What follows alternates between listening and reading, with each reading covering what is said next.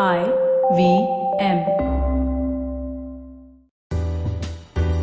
What India really loves, or at least what our audience really loves, is any story related to an innovation that solves a core problem. Innovations have done phenomenally well for us, and I think they're by far the number one category in terms of what people like to read. And the second most one, which is to me, it's been very counterintuitive, is stories around agriculture.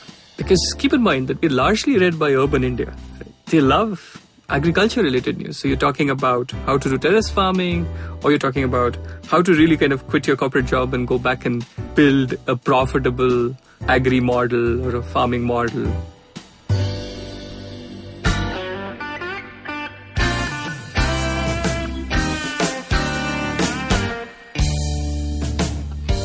Bad news travels faster than good news, and fake news probably travels at the speed of light. At a time like this, what if I told you that there is a great market for good news? And what if I told you that even though it is news, you really don't need seasoned journalists and regular people can become your reporters? And what if I told you that this is actually a viable business idea and even a profitable one at that? And what if I told you that the Prime Minister of India will actually read this every once in a while and might even promote your platform on national radio for free? No, I'm not recording this while also smoking some good stuff. All of this has happened in the life of my guest today, who's also the co-founder of the wonderful platform, The Better India. Dhimant, welcome to the show.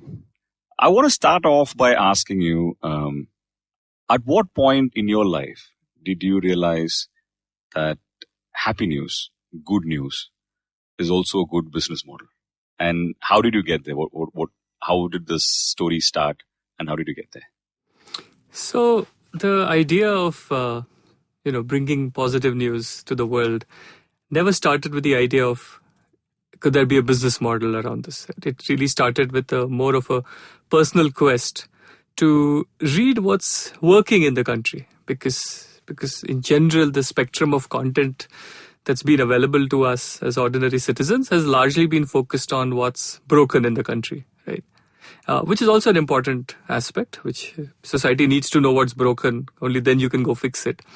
But somewhere we felt that we also wanted to know who are the guys who are actually making a difference and why are they not getting any sort of limelight.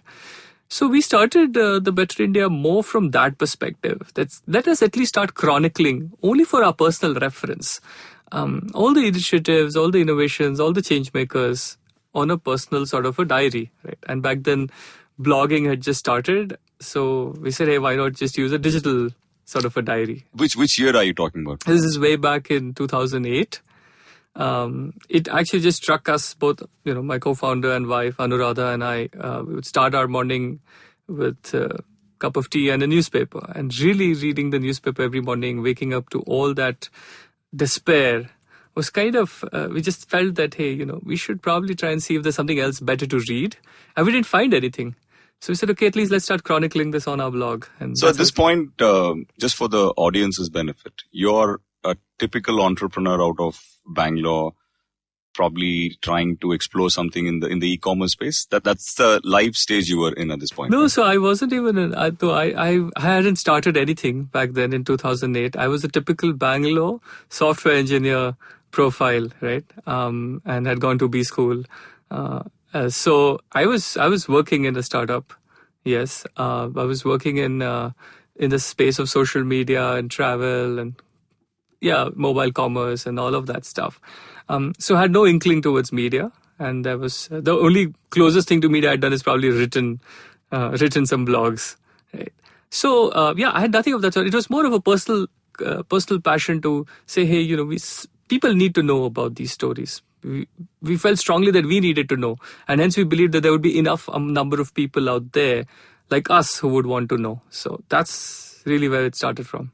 And what was the inflection point? What started off as a blog? I think in one of the conversations earlier you mentioned that you suddenly got a lot of responses to what you were writing. And that's when you sort of discovered that people really want to read this kind of stuff. Yeah. So that's the interesting part, right? So we started just putting it up on a blog and then circulating it with friends and family. And this was even before Facebook was kind of as big or as omnipresent as it is today, right? So this was just as a blog. We would mail it out to a few friends, and what happened was very interesting. That after about 3 months of us, having started this, and it was just a weekly activity. Weekly, once on a weekend, we would cover Bangalore and put up one story, right? And after about 3 months, we started receiving a few mails, started trickling in, and someone said, "Hey, I always wanted a avenue like this. You guys are now kind of, changing my mindset towards how I view India." But more importantly, I remember there was a story we'd done on a school in Chennai which accepted students who were deaf, right? And most mainstream schools don't, of course, citing lack of infrastructure and all of that. But that school got in touch back with us after two weeks of that story, saying, "Hey, who are you guys?" Because a group of people read a blog called The Better India, and they came down from Bangalore to Chennai. They donated 3.5 lakh rupees. They bought furniture. They're helping now fix our hostel block. And to me, that was really the first revelation that if these stories are put out to the community by giving them access to this information, we can actually catalyze large-scale impact. And this is back then when we were being read by like a few hundred people, right? So you can really imagine the kind of scale we could achieve in terms of change if we took this to millions. And that was really, for me, the big revelation. And how did you come to know about this school? You're not a journalist at this point, right? Yeah. So that's another very interesting part where we started chronicling. We would just cover stories around, and our stories were really badly written because we are not journalists. When these stories would go around, someone from Delhi wrote to us, and she was working with a mainstream newspaper, and she said, "Hey, I have lots of such stories which would fit your blog. My paper won't carry it. My editor refuses to carry it, and I don't want them to be wasted. So could I contribute?" Right. So she came on board. Someone from Indore wrote in, who was actually working on the ground in the realm of helping financial inclusion, driving financial inclusion. So he said, there's a lot of stuff happening here on the ground which is really worth talking about. And so very quickly we had like these 10-15 contributors in the first year alone who just wanted a platform to talk about all of this. And this is how we started evolving from just covering Bangalore stories. And this is all crowdsourced. They reached out to you saying we would like to contribute to this. Yeah, absolutely. And it kind of reached out to the relevant audience where these are people who were working on the ground. So their primary profession was not journalism. So they were not writing from a perspective of writing, right? It was more of the passion of, hey, this is working. More people should use this idea or innovation and so on. So it kind of came through in the content that, started being published. I actually love that period of time because I think that's when a lot of people like us started seriously writing, blogs. And I remember that time the organic readership you will have for any blog was amazing. The comment section was very rich. And I don't know if you remember, we used to have the blog roll where we'll put out other blogs that we love, etc. I think that was a fascinating period of time, though very brief in the social media history of India. So from there, did things start taking scale fairly rapidly, or did it remain a blog for a few years? I think it remained a blog for about a year. By then, with our contributor base had grown, and by grown I mean like at that time we were 25. And I'd figured out, I was in the tech industry. I'd figured out how to set up a website and how to, use some of these open source applications and kind of get a sort of a contributor CMS working. So it was more of a tech, I would say like fun exploring tech thing also for me. So we just set up the Better India as a website where a lot of contributors could come in and contribute. Of course, controlled through a sort of a vetted process. But it was just 25 people, so we were able to do it. And I think in 2009 is when we managed to get the domain thebetterindia.com, which was available for like $7 or something back then. And we set up the website, in 2009 itself. But it was still a side project where both of us I still remember time where I would go to work. Before going to work, I would like early morning, get up at 6, publish a story, then go to work. And then Anuradha would come in the evening and kind of, check out the comments and then maybe add a story the next day and so on. So it was a very it had become a part of our life during the day. Right. At this point, I wanted to, I'm just looking at the entire journey of Better India, right? Intuitively, I would think that a newspaper is really interesting because I don't know what I'm going to look at in page number 2. In that sense, it's a full buffet of a meal.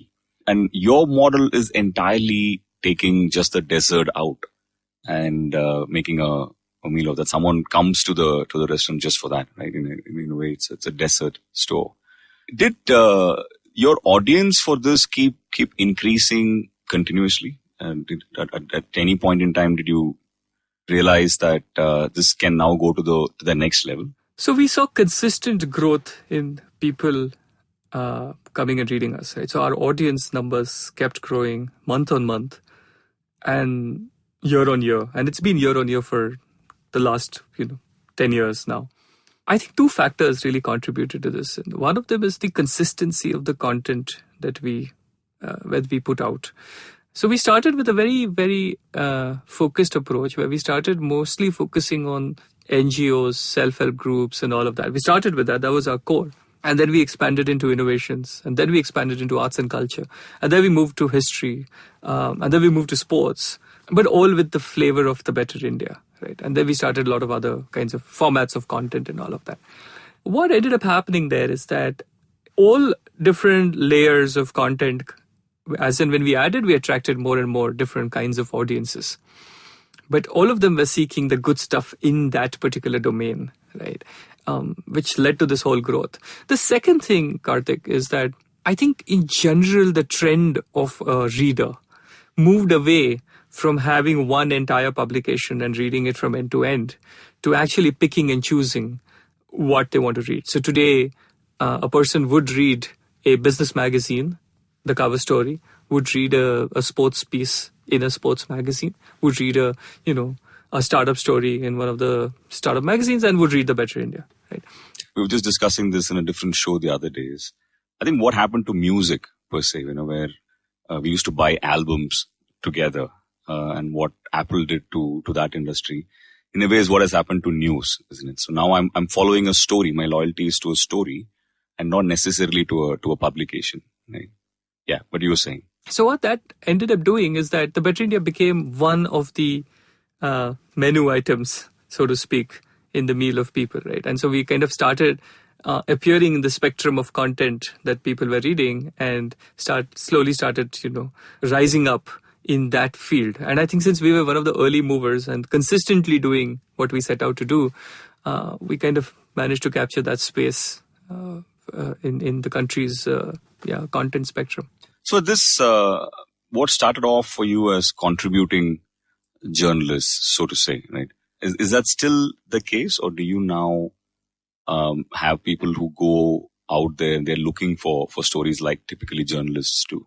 Has that changed for you? It has changed in terms of the percentage of contributors versus what we now have an in-house. So we have a large in-house editorial team, which does a lot of the research, which does a lot of finding out of the stories. We commission freelancers, and we also get readers coming in and contributing stuff. And we also have a lot of partner organizations who are talking about ideas that are working in their domains and kind of talking about. Can you give us a few examples?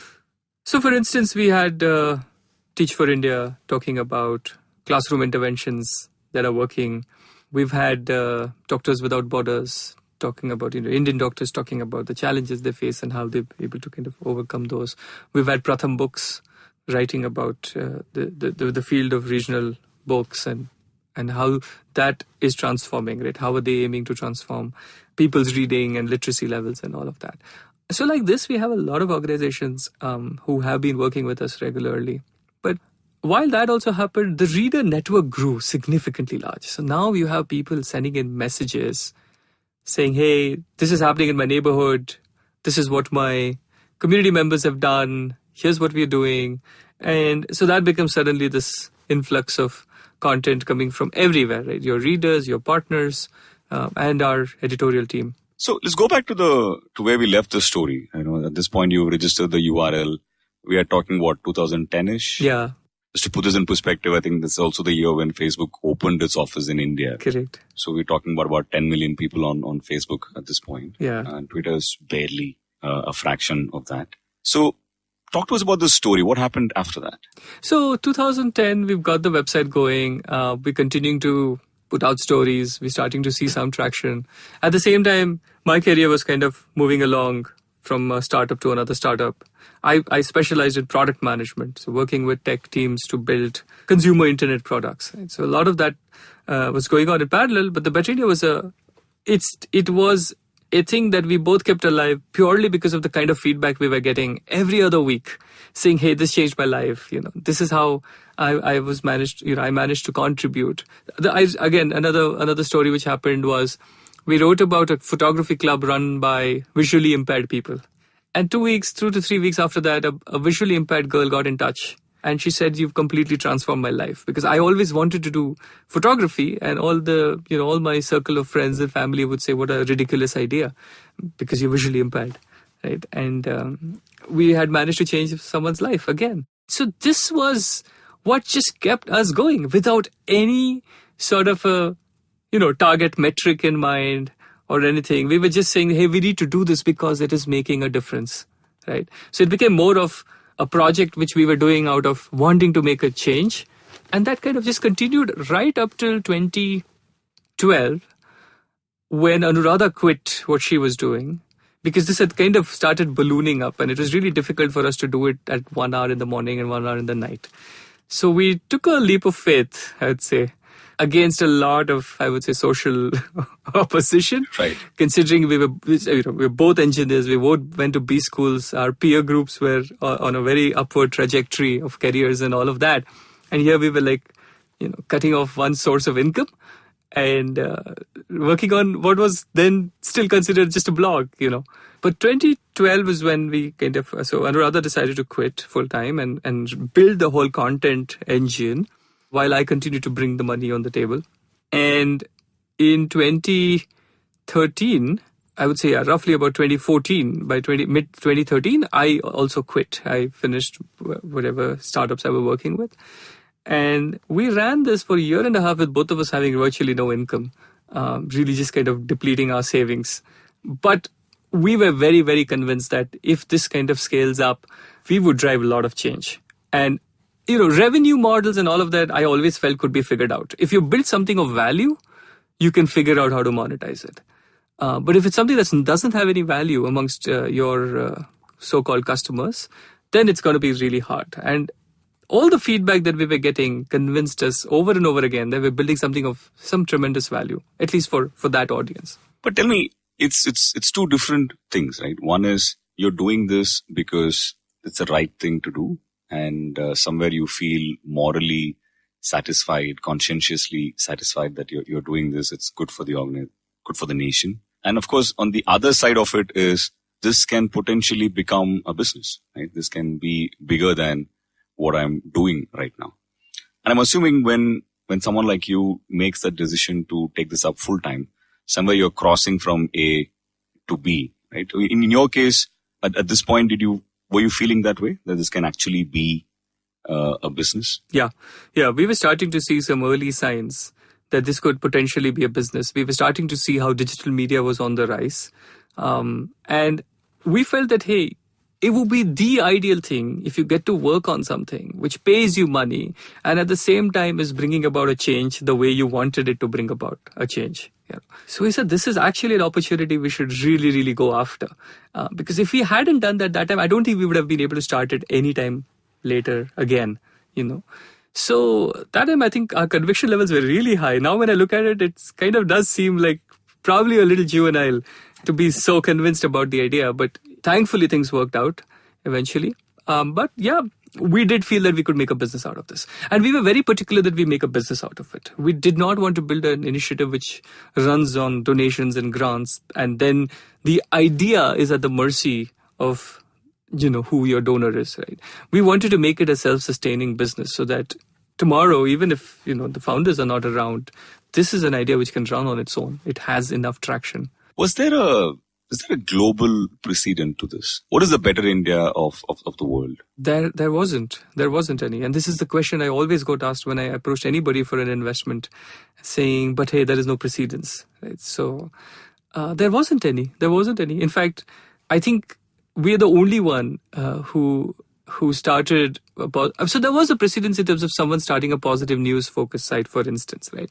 But I think we were the only one who ended up scaling up to this larger extent, purely because of the timing, I would like to attribute. Because the timing of the proliferation of Facebook, Twitter, Google, and people consuming digital media content, and your smartphones coming in, and then you have all these aggregator apps like Daily Hunt and everything. So it really took our brand very quickly to the millions of people. So that I think the timing was important, where we kind of managed to come in. On that note, we'll take a very quick break. See you on the other side. Hello, everybody. Welcome to another awesome week on the IVM Podcast Network. If you aren't following us on social media, please make sure that you are. We are IVM Podcast on Twitter, Facebook, and Instagram. If you are following us on social media, I'm sure you know that it's our 4th anniversary this month. Yeah, IVM is 4 years old. We've done 3,500 plus episodes of content, and it's been an amazing ride with a lot of fun guests, a lot of fun content, and a lot of great hosts. We'd like to thank all of our hosts, because without them, we wouldn't really be doing all that much. Also, I'd mentioned over the last couple of weeks that we're running a survey right now, a listener survey. It's on ivmpodcast.com/survey. If you have not filled that out, please do fill it up. It'll help us figure out what is working for you, what's not working, and will give us some information that we can use to get some advertising on the show. On Cyrus Says, Cyrus is joined by comedian Nivedita Prakasam. They talk about Nivedita's experience on a TV reality show and how dating and growing up is different in small town India. We're launching a new show called States of Anarchy about global affairs, hosted by foreign policy enthusiast Hamsini Hariharan. On IVM Lives, Janam, Abbas, Karthik, and Alika celebrate IVM's 4th anniversary by recommending some standout episodes and recollecting their favorite moments and experiences. On Dating is Garbage, the hosts are joined by guest Sharanya Subramaniam to discuss dating red flags. On Paisa Vaisa, Anupam is joined by Jay Toshniwal, CEO of Toshniwal Equities, who explains how you can create wealth with equities. On the Habit Coach podcast, Ashton talks about the importance of checking food labels before buying to avoid hidden sugar, salt, and fat content. On the Swanch podcast, Ambi Parmeshwaran sheds light on the significance of reducing body copy of print ads and making the headlines stand out. And with that, let's continue with your show.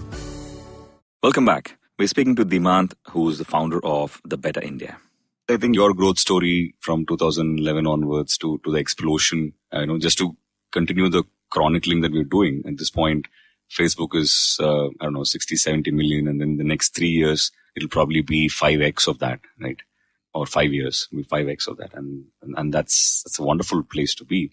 But tell me, this is now a decade old blog, so to say, right? And you'll have great insights into the kind of stories that work, that resonate really well, and the kind of stories that are probably fairly lukewarm in comparison. What does India react to the best when it comes to positive news? What kind of stories work for you? What India really loves, or at least what our audience really loves, is any story related to an innovation that solves a core problem. Innovations have done phenomenally well for us, and I think they're by far the number one category in terms of what people like to read. And the second most one, which is to me, it's been very counterintuitive, is stories around agriculture.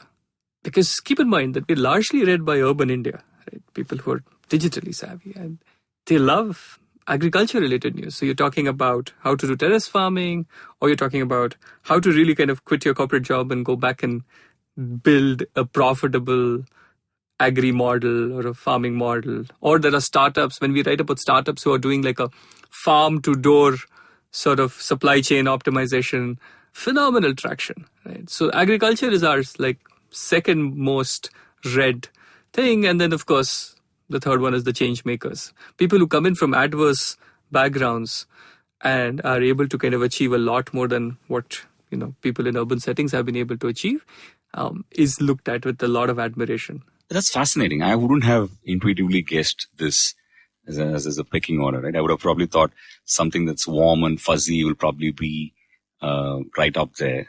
But, if you're saying that innovation and agriculture, that's a very interesting India that we're seeing, is at least on your platform, which is probably more enterprising, more entrepreneurial, isn't it? That's fascinating. I wouldn't have guessed this. Yeah. I mean, even for us, it was a huge revelation. I mean, innovation, I still understand. There's a wow factor to it.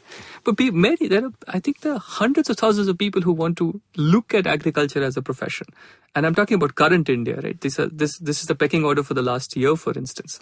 Right? It's fascinating to see how much of an interest there is in this space. And you mentioned it's largely an urban audience. Right? But it is. If you have to look at the demographic profile of your biggest audience, how will it look like? So our biggest audience, the chunk of our audience is in the age group of 25 to 35. So it's slightly more than just college grads. It's people who are working in that sort of a age group, residing in the top 10, top 15 cities of India. And very interestingly, 30% of our audience is from outside India. It's the Indian diaspora in the US, the UK, Singapore. 30%. 30%. One in every three people who read it is living outside India as well. So a lot of them actually write to us saying, you guys are the antidote to what Western media portrays India as in general, right? So I think we ended up getting a lot of traction there, which then led to us last year being at Harvard for talking about how we've disrupted media in India. Because a lot of Indian diaspora turns out was reading us. We ended up being on a radio show in Dubai because this RJ called us and said a lot of our listeners tell us about the fact that they read the Better India. So they got us on a radio show there. So there's a lot of traction outside India as well. But in India, it would be the 25 to 35 age group. And then talking of traction, I think you've had some significant traction inside India as well, right? There's this mildly popular guy called Shri Narendra Modi who spoke about your platform. Tell us how that happened. Yeah. And what happened actually. Yeah. So this was actually it was a morning when I was actually boarding a flight. And suddenly I get a call saying, the traffic on our side is through the roof. And we had not actually factored in for that kind of traffic. But thankfully our service kind of held up. And we were trying to figure out what just happened. Because I wasn't in front of I wasn't in office. I was just boarding a flight. And then I started getting messages on WhatsApp saying, just heard, the Prime Minister is talking about the Better India. And I was like, really? And, then I got calls and we were just flooded, right? And then we looked it up and we saw the Man Ki Baat episode. And he actually ended up saying that whenever I get a chance, I read the Better India, which to me is a great validation of the kind of work we've been doing, to have the supreme office of your country actually endorsing the work we're doing, which is great. Yeah, we keep using this term called earned media. Yeah. And I can't think of anything bigger than this in earned media, right? Yeah. Yeah.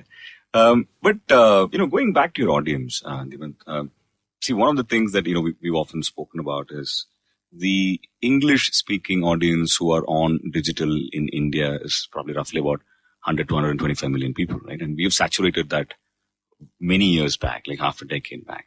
But presently, I think a majority of your audience is that's also a function of your content, which is largely English, right? How do you see this panning out, not just for yourself, but for the country as well, in terms of vernacular content? Yeah, no. So we've always been interested in taking all of this content to regional languages, The reason why I say that is not really from a business opportunity perspective and all of that. But here's the point. If a small section of your country, when they read such positive news, are inspired enough to make such a large difference, imagine when we take all of this content to, an audience which is into much larger than the English audience. Imagine the amount of inspiration we can drive, amount of information access we can give, and the kind of change we can actually enable at a grassroots level. So from that perspective, we've been wanting to go regional for a while. We launched in Hindi about a year ago, and we just launched in Malayalam, I think about 3 months ago. And it's been great. It's been great to see the traction, especially in Malayalam. I mean, it's been super fast that people have been, associating it with positive news. And I can imagine your diaspora profile sort of suits that kind of content. That also, yes. Very well, right? That also, yes. So the path is very clear. We have to take a lot of this content into regional languages. It's just about how and when we kind of plan this out. Right. And if you had to do this all over again, right? And I'm asking this question because a lot of the inflection points in the Better India's journey, at least for you and Anuradha, has been, it has just happened, right? You've not really planned for it. And I think on most occasions, safe to say that you're at the right time, at the right place, with the right product. If you had to do it all over again, what would you do differently? I would still do it the way we did it, because I think if this was planned out as a venture, it wouldn't go this far, because you would very quickly start measuring it in terms of certain metrics, and those metrics wouldn't come your way because you were too early for the market, and you would have kind of shelved this idea. So I would do it the same way as we did it, minus all the doubting and all the negative sort of convictions that I kind of kept creeping inside us, that is this something we should be doing, not doing, and you kind of keep questioning it. I think life would have been a lot easier if we hadn't gone through those ups and downs. But in terms of what we actually ended up doing, I think we would still do the same. And in terms of what you want to do next from a platform, from a product perspective, right? One, of course, you spoke about the vernacular content part of it. How's video worked for you? I actually remember this one video, which was, I think, about cutlery that is actually consumable. And I think that was that one of your first videos? Yeah. I remember that distinctly. Yeah. But that also set you off on a different kind of a journey, isn't it? Do you want to? I think that there's an interesting story in this video as well, isn't it? Yeah. So this is, again, we were experimenting with videos very early, where I had no clue about videos at all, and we said, hey, this is an interesting series that we could do with a brand around innovation, because again, innovation has been at the forefront for us. So we said, hey, let's launch this thing called India Innovates, and we partnered with Marico as the brand, and then we partnered with another very interesting production house called Black Ticket Films. And so then there's the Better India, who's kind of able to source these stories. Right? So all three of us kind of came together. And we stumbled upon... So 6 months before this, we had done a story on this person named Narayan, who runs Bakey's edible cutlery. His challenge was, how do you solve the issue of plastic spoons? And he said, hey, let's make spoons out of millets. And I think it did a fantastic... I was wowed by the idea. So when it came up saying, what videos do? We said, hey, one of these videos should be of edible spoons. It's a very interesting idea. And then I remember it was a really nicely done video by the folks at Black Ticket Films. And we put this video out there. I remember like an hour into this video, we started getting calls and messages, emails. Our site crashed. Bakey's site crashed. We had to resort to Google Forms and Google Docs to put up stuff. But fundamentally, what it ended up doing is showing us the power of storytelling, really. Because eventually, about 100 million people ended up seeing that video. The Guardian carried it. The Wall Street Journal did a case study on it. Because we ended up also driving a lot of traction for Bakey's. I think to the tune of almost $1.5 million of pre-orders in like 10 days. And that is significant, right? And I remember the story distinctly. I think, correct me if I'm wrong, before you were going to put out the story, Bakey's actually had a bit of a concern, right? Whether they should be doing this. I think there was a period where they were not sure if they're going to be in this business at all. So they were actually questioning, should this video even go up? Because it was not working out for them at all as a business, isn't it? Yeah. Yeah, well, I remember, I think they had a mortgage, they had a bank loan. And this, of course, took it to the other extreme, because this is now so much, like it's just overwhelmed with orders and interest and things like that. But to me, I think that was the first sort of a way in saying that how could we help small enterprises? And that was my first sort of a data point where I said that if you do storytelling, you can also help small businesses get traction. It's not just about people coming and making a difference on the ground. And then we did a lot of research. We did a lot of experimentation. And that led us to saying that how could we help micro, small, medium enterprises sell their products, self-help groups who make great products, NGOs who make great products which are great for the environment, or products which generate income for low-income communities, right? Can we bring them in front of our audience and then drive a lot of this traction? And that has led to what we now have, the whole e-commerce marketplace, which is right now called the Better India Shop. It's just there. We have about 2,000 products. Very interesting stuff. Products like incense sticks made out of discarded flowers, laptop bags made out of discarded tires, and all of that. And all these are made by small enterprises, right? And the idea now is that how can we increase the income levels of all these enterprises? And the paradigm is very similar, right? For us, it's always been how can you use the internet for large-scale change? So the way we do that with media is giving access to information and tools. And the way we do with the e-commerce is giving people an access to an audience, which is our audience, like a consumer market, right? And we're trying to kind of change the way India shops, the way we try to change the way India reads. And that's fascinating, right? Like, I think we talk about consumerism a lot. And in a way, is this consumerism with a purpose? You still buy what you need to buy, but there is a reason behind what you're buying. Correct, exactly, right? So we all need toothbrushes. But you could buy a bamboo toothbrush and reduce the amount of plastic that goes in your landfill. Not a lot of people know that the second most polluting product in a landfill is the toothbrush. Just start imagining the amount of frequency of usage, right, where we throw it. But if you kind of just switch to a bamboo toothbrush, you're doing a world of good, because this is from sustainable production and then biodegrades and all of that. Similarly, food. We're tracing it directly from farmers. We have organic food, which is really great for the environment. Because it generates income for the farmers and it's not messing up with their land areas, and sustainable as well, right? So we're working with tribals who have sustainable products that they've been making for generations, and how do we kind of give them to the urban contemporary India? Right? So we do think responsible shopping is something that we would want to lead with over the next 3 to 5 years. And everything that you're doing is, I can't help think it's ideal from a brand perspective, isn't it? Like, there's so many things that we do with clients and brands and organizations today where we are thinking thrice, 4 times before putting it out in social media when things are so toxic. You are creating a habitat that is naturally positive. So it must be wonderful as an environment for brands to come in and partner with you, right? Any great stories that brands have helped you build? Yeah, a lot of them, See, the best thing that happened to us is that we decided to stay away from doing plain vanilla advertisements and then going after metrics like, hey, how many impressions, how many page views and all of that, because that was not us. But on the other hand, what were we? We were a community of people who can have very intelligent conversations with brands on causes that we both believe in.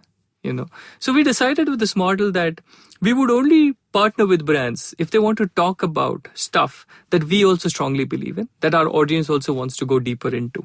Right? Now, once you have that model in place, you're no longer about, hey, how many ads, how many impressions your ad got, but it's like, how many conversations we're having around this topic collectively together. We're not slapping an ad in front of our audience. We're saying, hey, we're partnering with these guys. We're going deeper into the subject. Come join in. Tell us what you feel, what you contribute. So we've seen tremendous traction with every brand that we've worked with. So we worked with Unilever on a series called Breaking Barriers, which focuses on how individuals are breaking stereotypes in the country. We're working with Franklin Templeton on a series very appropriately called Reach for Better. I love that series, and I think it was fascinating time. Excellent videos. And there's another one, very interesting one we did with MG Motors, right? Called MG Changemakers. Again, brilliant 6 women being portrayed. The kind of work they've been doing, and these are women who nobody knows about. And the way we kind of brought those stories out in partnership with MG Motors was an incredible way to do this. And it won us a couple of awards as well. The Unilever campaign won us an Abbey. So it's been fascinating for us to kind of enter that space.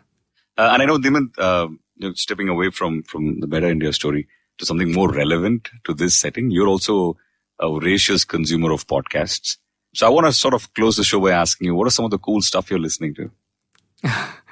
So the podcast that I really liked in the last 2 months has been Masters of Scale by Reid Hoffman, the founder of LinkedIn.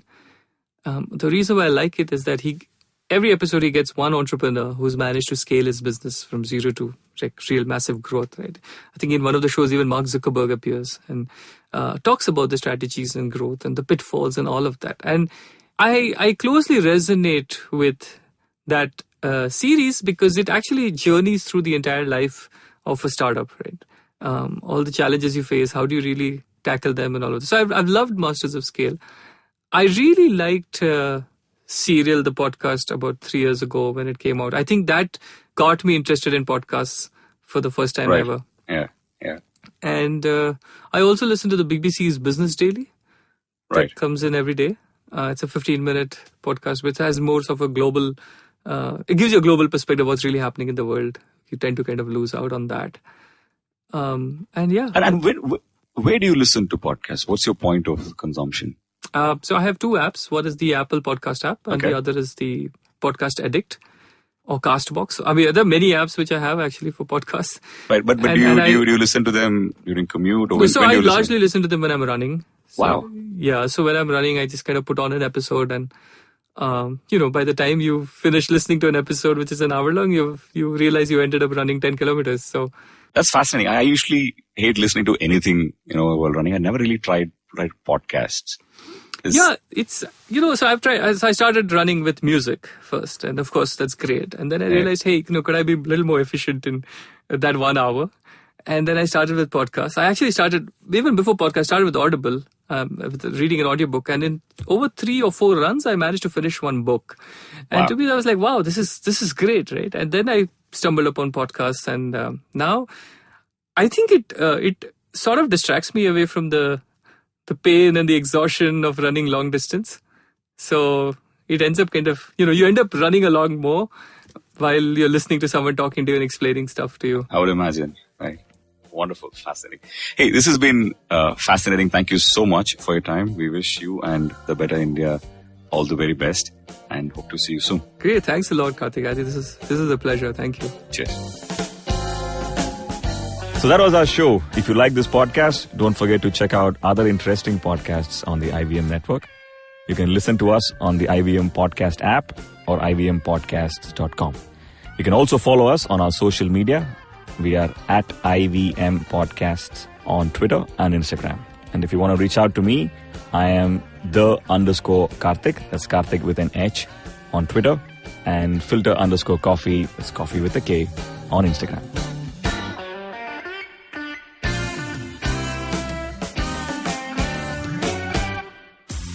Sachin Tendulkar, Virat Kohli, Don Bradman, and now Cyrus Brocha. Okay, probably not in the right company. I mean, Don Bradman is Australian. But it's called Cyrus Says, a wonderful show about everything. Find the show on the IVM Podcast app, ivmpodcast.com, or wherever you listen to podcasts. How aware do you think you are of your laws and rights? Do you look up to laws when you are caught up in situations? Do you know what your rights are when you're stuck somewhere bad? Well, here's a show that can help you move an inch closer to being aware of what your rights are. Tune into Know Your Qanoon with me, Amber Rana. This is a podcast meant to answer all your law-related queries. Catch Know Your Qanoon every week on the IVM website or the app or anywhere you get your podcast from.